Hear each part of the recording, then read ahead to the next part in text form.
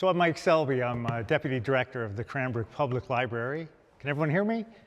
Okay, that's good. So last year was the library's 100th anniversary, and I delved, next slide please, let's start with. There we go. And so I did a lot of research. I wrote a book about it. It's got good reception. I found out all kinds of stuff about Cranbrook and the library.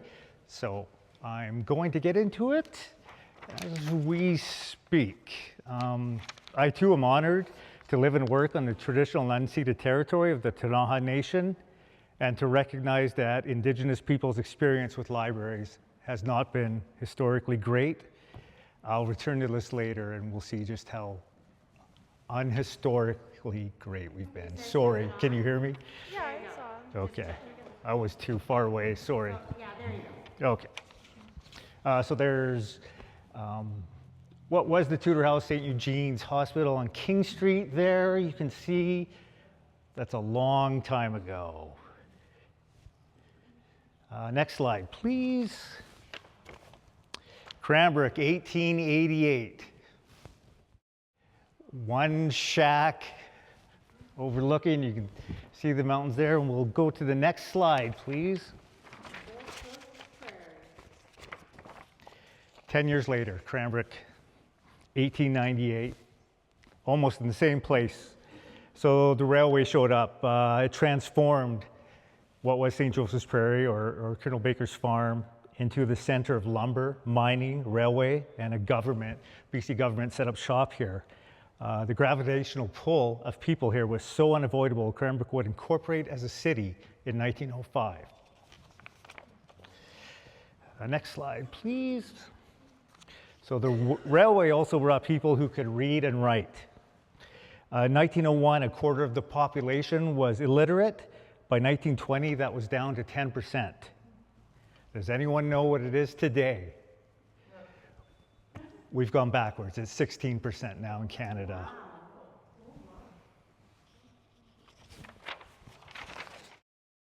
Next slide, please. So all these people that came everywhere, book ownership wasn't unheard of, but it was fairly rare at the time. Like literacy, we have moved backwards on this. Today in 2026, 25% of Canadian homes do not own a single book. That's the Cranbrook Alpine Club of 1908.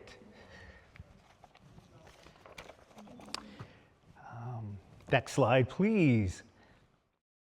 There wasn't a public library, but pseudo-libraries started to pop up. Beatty and Atkinson Drugstore, which was in the back of the Cranbrook Hotel, they offered a library where it pays, but you had to subscribe for their books. Inside the Cranbrook Hotel, there's something called the Traveling Men's Association, and they installed 100 volumes of choice literature in the Cranbrook Hotel in the lobby. The shelf that held those books was there until a year ago, and then it was sold into private hands, so we just missed it. I don't know if you could take books out of the hotel, but the public was certainly welcome to come in and browse and use them. The Chi Kong Tong Society was a Chinese Freemason society. They had a house on 7th. The building is still there. It's beside the Esso station, or Food and Stuff. They had a large library. We had a large Chinese population at that time. So they had newspapers, books. Anyone was welcome to come. They're all in Chinese, though, so I don't know. Too many non-Chinese use it, but that was there till the 50s, quite a big library. Next slide, please. Cranbrook's most beautiful building was the CPR Railway opened the YMCA at the end of Baker Street. This isn't here anymore, but if you know where Cranbrook Photo is, it would be across the strip. Kind of where our train is. Exactly where that train is. This was this huge YMCA. They had a company library, and these are big corporations would have books and stuff for their employees and the employees' families, and the railway had the largest one. And it's too bad that there was a bowling alley and all kinds of stuff, but that was torn down in the 50s due to lack of use and run down. And no forward thinking. Next slide, please. There was no public library, so editorials began to appear. They were comical. This one title, people wondered if there's something wrong with the people in Cranbrook. Why was there no public library? Like, we know railwaymen and lumberjacks can't read, but there still should be a public library here. So these letters would appear now and again. Literacy was such a thing, we had 3 newspapers in the town: the Cranbrook Herald, the Cranbrook Prospector, and the Cranbrook Courier.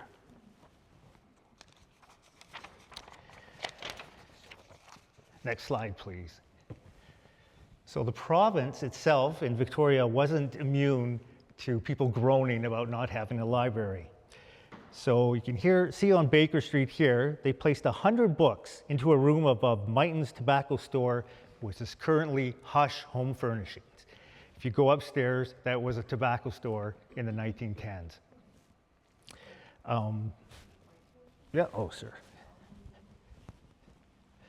So right here, and that's Cranbrook Photo still, that building's still with us finally.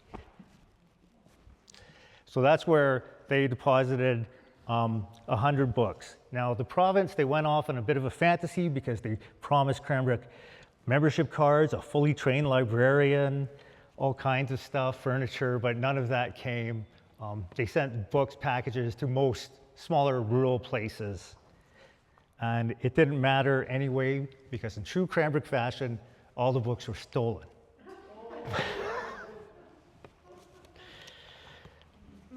Next slide, please. In 1911, the editor of the Prospector published a list of the books that were missing because he went looking for them, and he was pretty angry that they weren't there. He asked people to spy on your friends and your family to see if they had any of the stolen books and to report them. Out of the 100 books, only 1 book was ever returned. Next slide, please.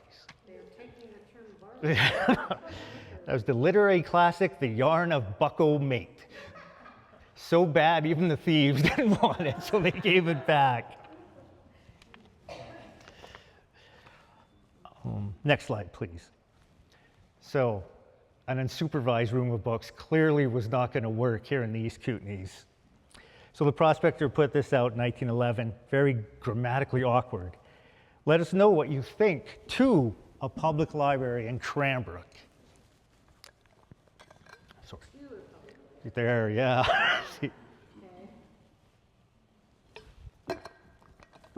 Maybe literacy wasn't so great.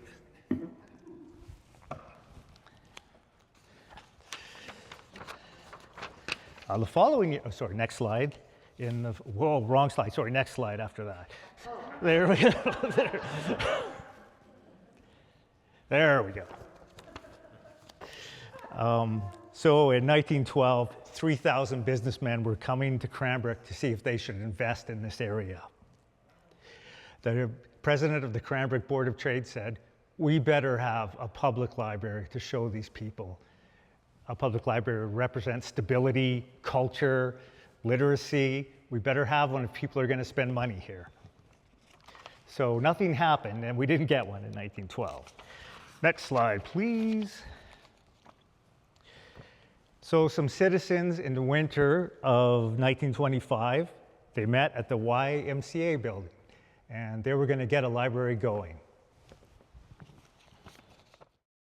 Next slide, please. They canvassed the city, asking people if they wanted membership. This is how tough the times were in 1925. If you said, no, I don't want a membership, your name went up there with refused written right beside it for people 100 years later to go, oh my God. Yes. The whole page is refused? No, you can see pencil marks. Refused, refused, second refusal, refused. They kept bugging. Yes, there's. The second name down on the left here, each camera? Yes, and I've. Let's try to There you go. Yay. We're in with the same. They see it approved. So, Where was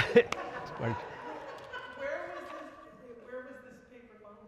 oh, this, and we have the minutes in the archives for every year of the library at the library. So just going through there, and I'd find, oh, well, this is interesting that they recorded you if you wanted it or not.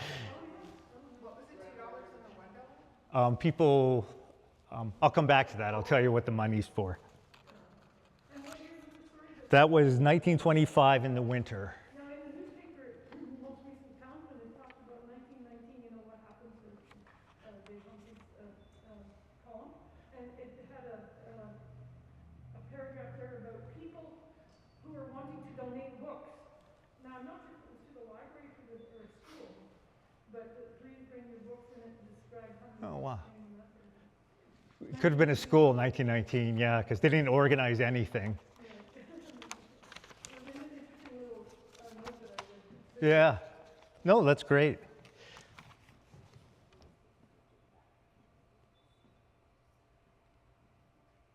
Don't worry about it. Okay, next slide, please. So, Cranbrook's first city council and the province were all on board. At the top left in the middle with the curly mustache, Joe Jackson was the city alderman. He was really behind getting the library. He was really pressuring the other members. We need a public library here in Cranbrook. All service clubs, Rotary, Elks, the Great War veterans, because there wasn't supposed to be any other wars after that. They were called the Great War veterans, and Women's Society all supported it. Next slide, please. Shelves and furniture were provided at cost and built with free labor from Cranbrook Sash and Door. The library is currently here. This is the Tanaha building. Used to be Central School. King Street, Slaterville's here. Cranbrook Sash and Door was right here. There's a park now just outside Slaterville where it used to be. My great-grandfather, Charles Selby, came from England to work at Cranbrook Sash and Door. So it was nice to see his name in all these things, donating labor and that. That was like once the main drive there, Yes, yeah, that would be the main street. Can you go back one slide to the city council? Joe Jackson was my other great-grandfather. No. Yeah. So, so his daughter and Charles Selby's son fell in love in grade 12 at the Cranbrook High School. Your legacy. Yes. One more, please. Forward. So at the last minute, some pesky person said, shouldn't we hire a librarian? Ads went up in all three papers. Amy Rumsey was hired at $10 per month, 5 days before the library opened. Books poured in from the province, and the YMCA was where they were going to have the public library. Their CPR said, we will open what we have now if you guys want to run it out of here, and everyone was on board. Next slide, please. At the last minute, the night before, they were told they could not have the public library at the YMCA. Here's a theme. No one wrote down why. And I've tried. I can only think because it's privately owned CP Rail, it conflicted with nonprofits and government stuff. So they moved to what was known as the Dominion Building on Baker Street. It's currently where the CIBC is now, on the corner of 10th and Baker. It was called the Dominion Building. This was torn down and rebuilt, and they rebuilt the clock tower in the 80s across the street. But the first public library was in the lowest floor of the Dominion Building. It opened its doors on July 4th, 1925. Next slide, please.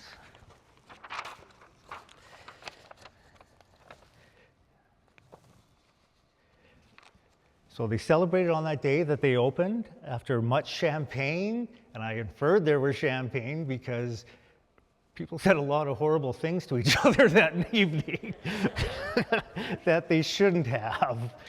Like, you guys are all jerks for not having a library earlier, and It should be here. And I was like, wow, why are people, oh, they were champagne served, that's why.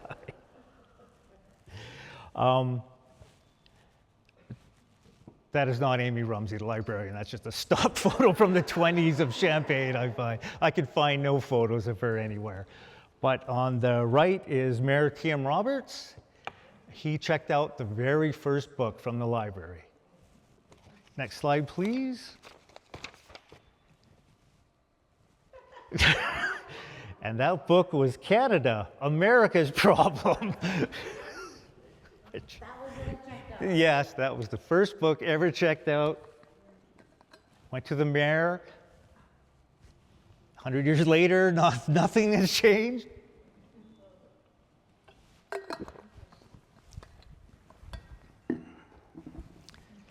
Next slide, please. Library now in actuality. Cranbrook finally had a public library. This was July 9th in 1925. The Herald, 1,300 volumes was available. We currently have 84,000 at the library, so it's gone up a bit. Next slide, please. Here are the hours. Tuesday and Thursdays, 7 to 10 p.m.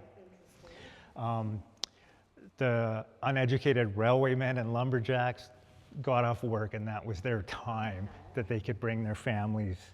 Membership fees, it was $2 for adults, and juveniles were $1. And we saw penciled in on the Wall of Shame book, if you didn't want to come, people wrote. Now, why did they charge money? At this time in the world, there was no such thing as overdue fines. So for lost books or books that needed to be repaired, this was the only way that they could get money to fix or replace books. If you could not afford the membership, Rotary was happy to pay for any, and they would come in and buy like 100 youth memberships and say, whoever comes in, just give them one. So.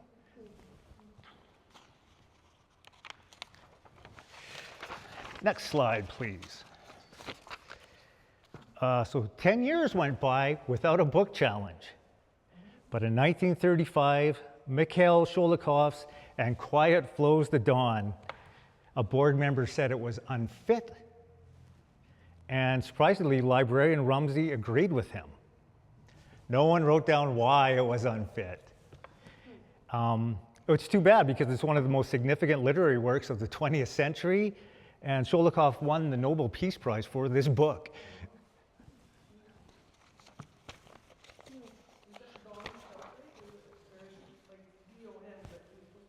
At the river Don, D-O-N. Next slide, please. No, but I can guess the Red Scare between the two wars was probably pretty heavily, and it was, life in Russia, and so it had that taint attached to it. Okay, and in the 40s, BC Department of Education was broadcasting an educational program. Could the library create a shelf of books being discussed on the radio that the children could use? Another provincial fantasy, somehow believing Cranbrook had good radio reception. Cooperation, not practical, was the response from the library board to the government.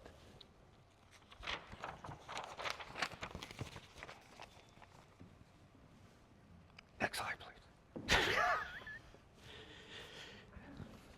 Now we come to the Bull River equation.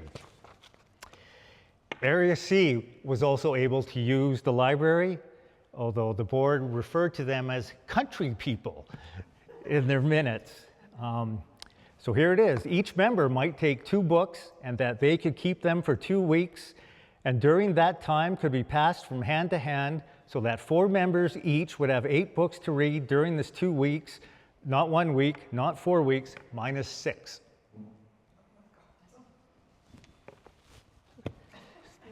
I read that like 100 times trying to figure out what they were talking about. I don't know.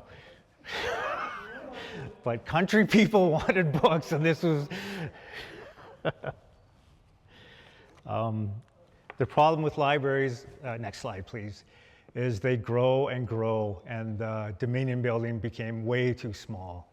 So in 1956, it was really bursting at the seams. The library moved into the back rooms of the courthouse, where the provincial courthouse is today. That's from the 70s, that photo. I couldn't find one earlier than that. Next slide, please. 1959 saw the library had a searchable card catalog. Sure, we're all, except for this young man, might be familiar with these.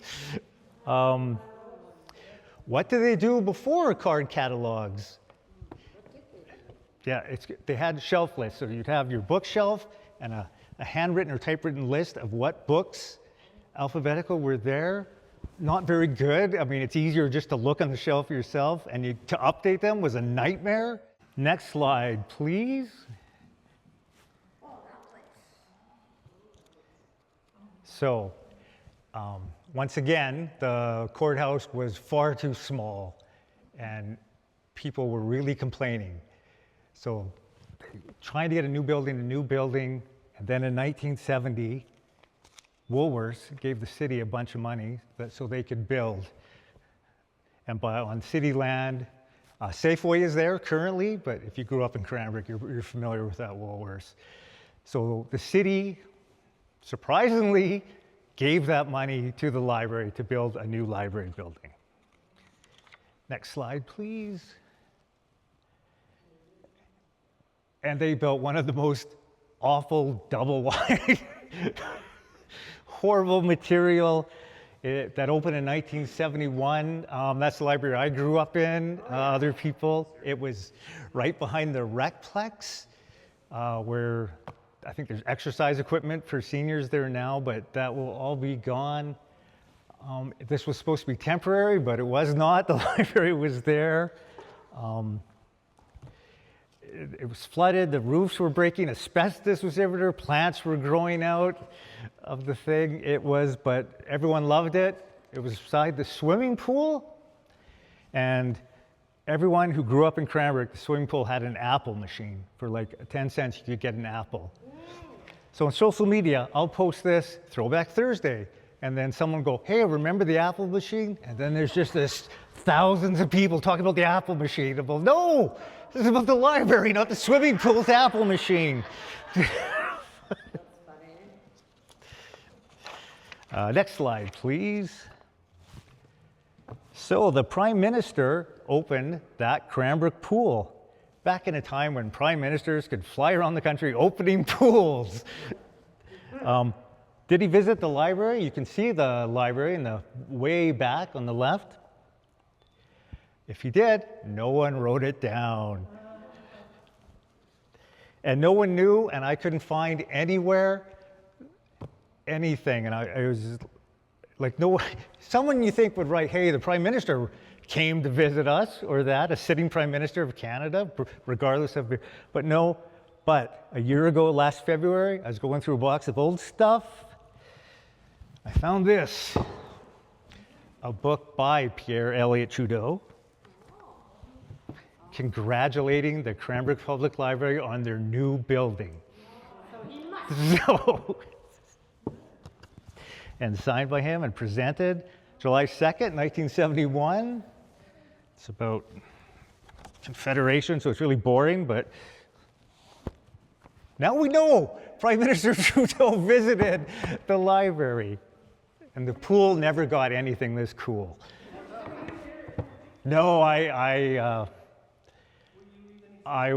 be 3, so I don't remember.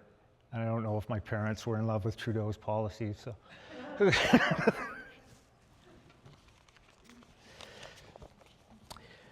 Next slide, please. Finding out the land the library was on used to be a meeting place for the Ktunaxa Nation. So the board commissioned a totem pole to represent this. So in the fall of 1972, the city helped erect this totem pole. If people remember going there, they remember this totem pole. The board invited the Ktunaxa Nation to come. We'll have a grand ceremony and dedicate this land. Ktunaxa turned them down. The board was so angry. You should see the venom on what they wrote. Exactly Yeah. But they had phoned the band and invited them, and the band said, totem poles are not part of the Ktunaxa culture. You have a lot of books inside your library. Maybe you could have cracked one open and found that out. Yes, but yeah. So Ruth Ingalls, a Scandinavian woman, had carved it. So, to add more insult to injury. I love how the board thought, we did this for you, why aren't you thanking us? And it's kind of Canada's attitude to Indigenous people. Hey, we've done all this for you, but, so there it goes. So in 2007, we had to move again, and thankfully, after many referendums, we moved to where we are today. Used to be the Cranbrook Health Unit, so you can tell if you come in. Big sliding doors. Opened officially in 2007. We have two librarians here, Pat Adams on the left and Ursula Briegel, the current chief librarian, on the right.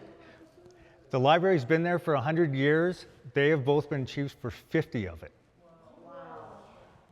Pat did 25 years and Ursula has been chief for 25 years. That's a long time. We've had 9 librarians over the 100 years. Wow.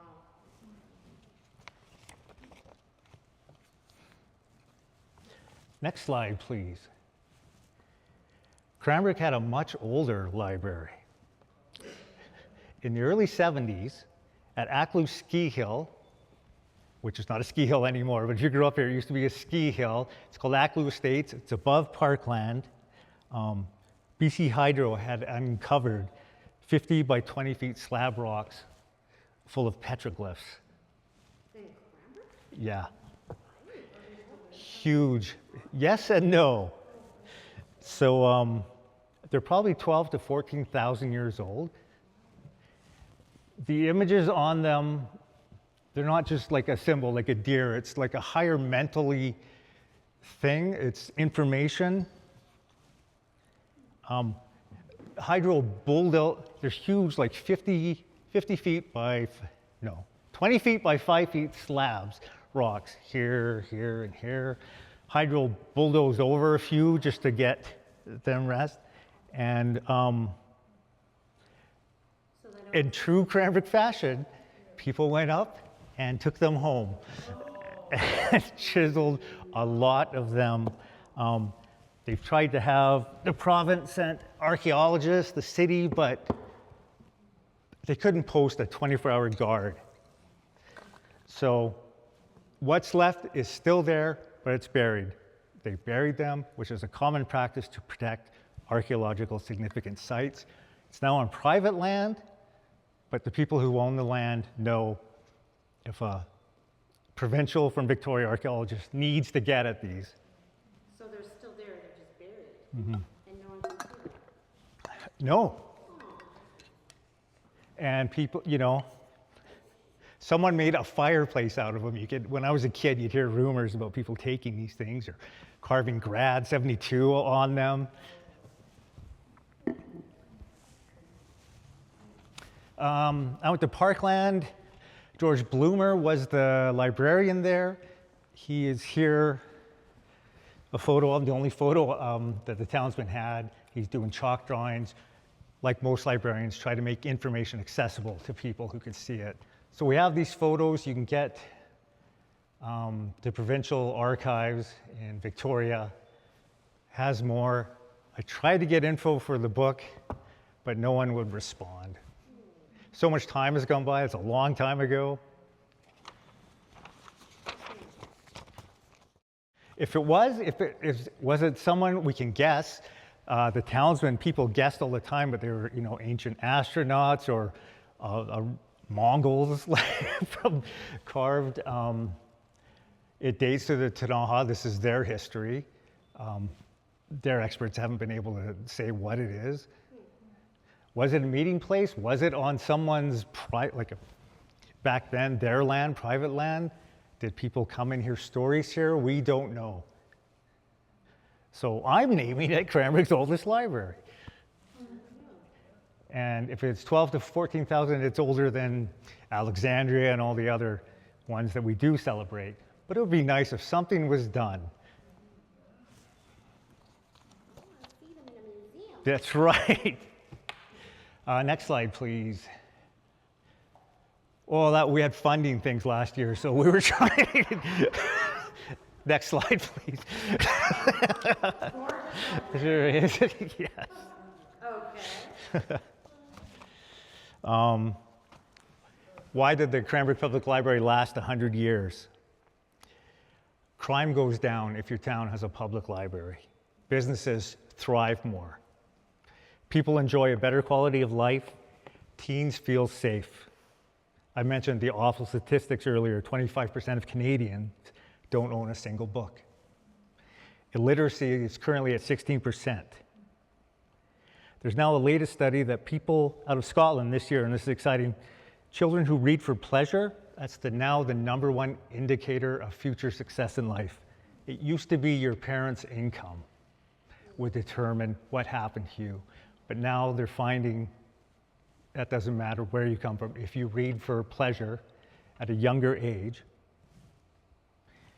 you will be successful.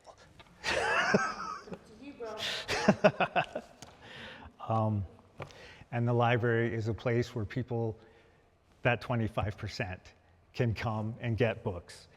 I spoke with Nathan Dewick. He's the English professor at the College of the Rockies. He grew up in a house with no books, and it was the library that let him become a professor of literature. Next slide, please, because you can see lives change at a public library. For our youngest and some of our oldest. Are you in there? You're in there? We have a men's group every Tuesday, and they come and solve the problems of the world. Yeah. Next slide, please. So last year was our 100 years. We heard from people from all over. We got an email from the Bansa Community Library that exists in one of the most impoverished places in the world, in Bansa, northern India. People walk between 10 and 20 kilometers from 36 different villages to use it. Children fortunate enough to attend school come to the library to check out books they need, because like Cranbrook before, book ownership is unheard of. These librarians don't have any library degrees or training. They do book reports on their free time to better help the patrons that come to use it. They sent us congratulations on our 100th anniversary, and they ask us good practices. What is this? What about this? So we've gone from a bunch of stolen books 100 years ago to being a model for other libraries, so that's really nice. I usually end here, but we have some time, so I will go some fun stuff. Next slide, please. Eva McGowan.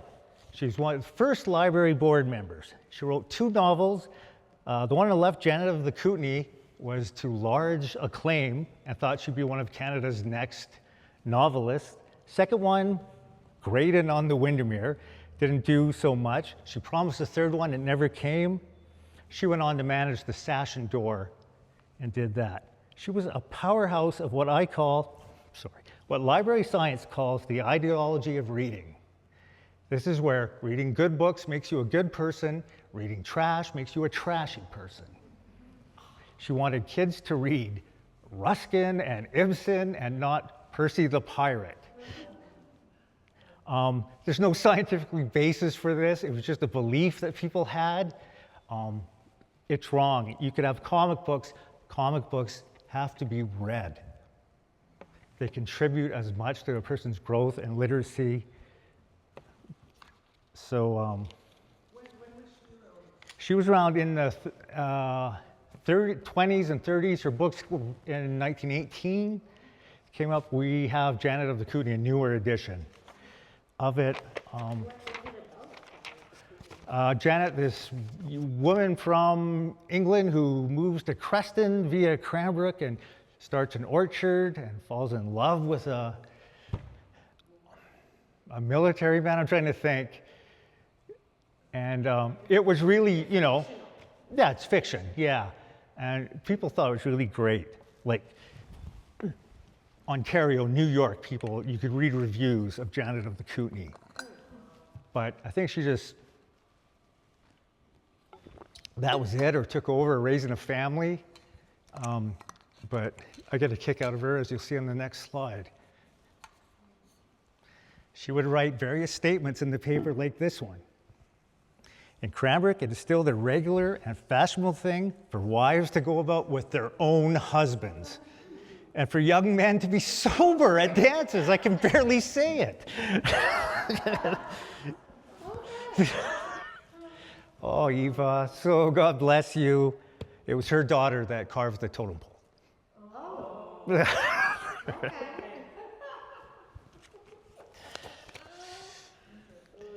So that's fun. Next slide. You might know these two books. The one on the left is Mountain Footsteps by Janice Strong. Can you guess why these are up on here? Well, that one's obvious. I don't know. Mountain Footsteps is the #1 stolen book from the Cranbrook Public Library. Really?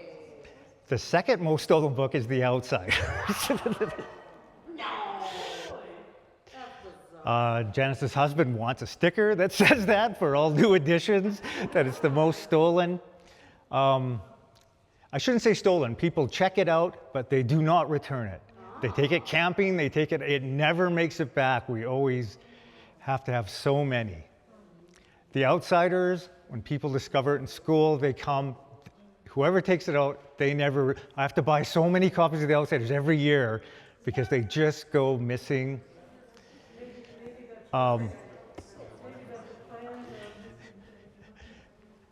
This one's kind of funny. This one, they can steal it. The city can afford, if that book means that much to a teen that maybe doesn't have any books at home, they can have it. But there they are. Those are the ones that we have to replenish every year quite a bit. Next slide. So the 60s saw the Canadian Film Board deposit numerous films at the library. You could check these out. Mount Baker School checked out 500 times over 2 years these films to show sort of that. You could also check out a projector from the library, but only demonstrating that you could thread the film in through the projector in front of a pretty judgmental staff at the library. That would have been a tall order because I didn't have one teacher growing up who could do that properly if you had films. They had to be threaded and it was impossible. But that photo's from me, that's from the Cranbrook Library in the courthouse, and I thought that's a really cool photo. The next, oh yes. Amy Rumsey, our first librarian again. That's not her, but I just love that photo. So according to the board minutes, Miss Rumsey died on January 13th, 1945. It was kind of sudden. She was 60, but the town stopped. The businesses had a moment of quiet. The railway rang their thing for a solid minute. Everyone loved her. The January 13th, 45, that's what it says in the board minutes. That's what it says in the Canadian Death Index. However, her obituary says she died 2 days later on January 15th, which is what her printed obituary in the newspaper also says. And the records for the West Lawn ceremony also confirm the 15th. So we have sort of a mystery of 2 days of when she might have died. Next slide, please. But her grave says she died a full year later in 1946. So there's a library mystery of our first librarian that Cranbrook had that we don't know. Which is odd because with her name and the internet, I found out what year she emigrated with her parents from England. She lived in a house right behind St. Mary's School. She was listed as a school marm before she became a librarian. She had no brothers and sisters, no kids, nothing. This is all, I found all that, but I could not find why there's 3 different death dates for her. Yeah, not one photo. What does it say, asleep in? Yeah, Sleep in Eternity, the loving memory of Amy Sabine Rumsey.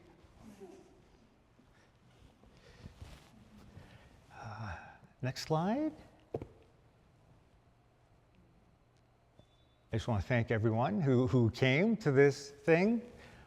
This has become a hot topic, and I can touch on it. There's a concerted effort to remove not books, but people from public libraries, the LGBTQ plus, under the disguise of books.